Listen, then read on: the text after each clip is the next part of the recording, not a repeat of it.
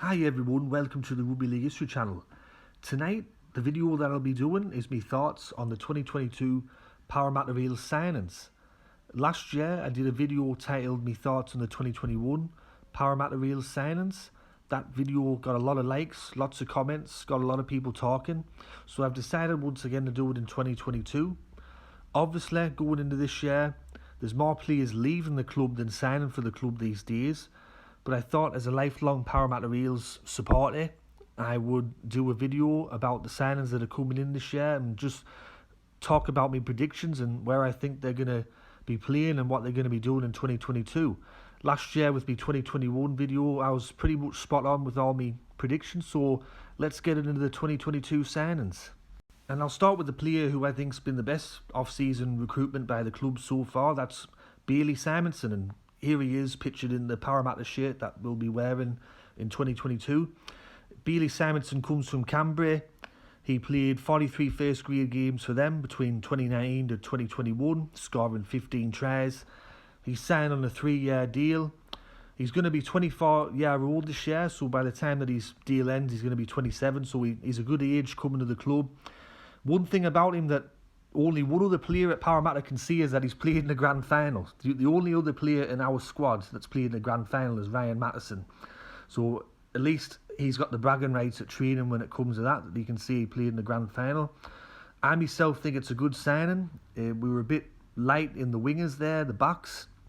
To start the year, Micah Civil was going to be out. He injured himself at the end of last year and he's going to be out for the first few weeks of the season. So I imagine that on one wing you're going to have Hayes Dunster, or the other wing you're going to have Simonson, and that's going to be the case for the first half of the year. And depending on how he goes, he might keep Civil out of the squad. The only other person that's really competing for a winger spot, I think, in 2022 is Sean Russell, but I'm pretty sure that Brad Arthur will give Simonson the nod over Sean Russell. So I think it's a good signing. He looks like a bit of a prospect, and if he can stay injury free, who knows how he'll go. The next signing I'm going to be talking about is Mitch Rein. He's signed on a 1-year deal from the Gold Coast.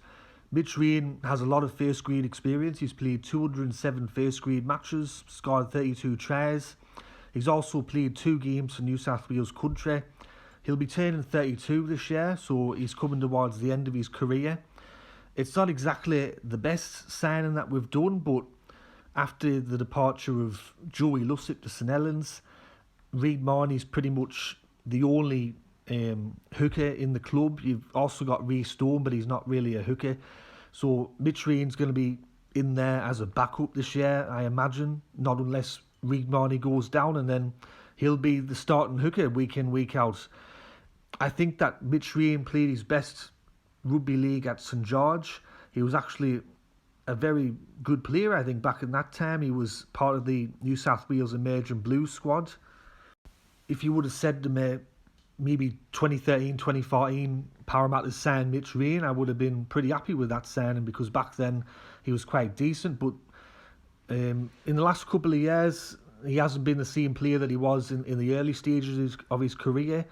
But who knows? We've seen with the likes of Bryce Cartwright and some other players that have signed for the club on one-year deals that they can perform if they're under the right coach and they're in the right playing squad. Maybe he didn't perform as well as he did because he was at the Gold Coast, but we'll see how he goes in 2022. It's not a player that I would sign, but I'm willing to give him a go and see how he goes in a Parramatta shirt. So that's the second signing, Mitch Rein.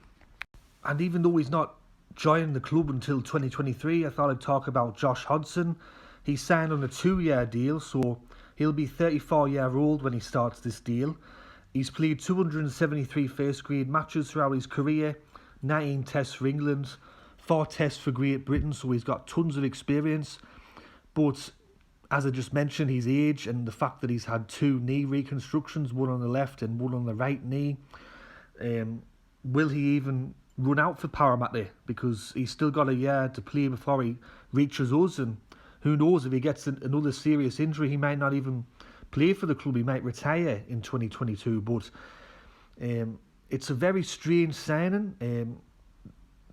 I think the club's really messed up in the off season with the signings and how everything's been timed.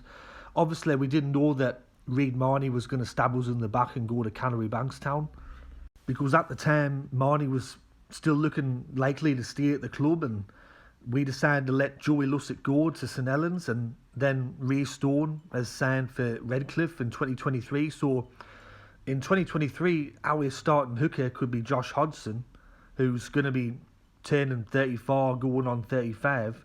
And then we've also got Mitch Rein, who he might get another year deal depending on how he plays. So I think Parramatta's really messed up in this regard.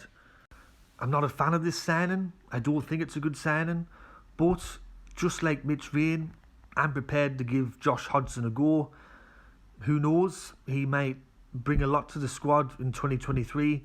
I highly doubt it, but I'm prepared to give him a go and see how he runs out in the Parramatta shirt. If anything, he'll bring a lot of experience. He's been there.